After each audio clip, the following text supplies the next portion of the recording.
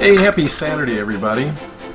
Seems like I just rolled in from a Halloween party late last night, early this morning. Watched the Dodgers win the game in 18 innings or whatever. But more parties tonight, but in the meantime, we have an open house today at 8137 Bianca, and that's in Northridge.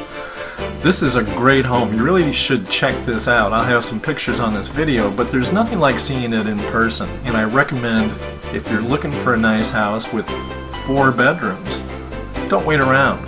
Come look at this house, write up an offer on it. I'll be glad to help you with that. 4 bedrooms, 1.5 baths. It's got 1,618 square feet, and it sits on a lot that's 5,999 square feet. Once again, 8137 Bianca in Northridge. Come by and see me today.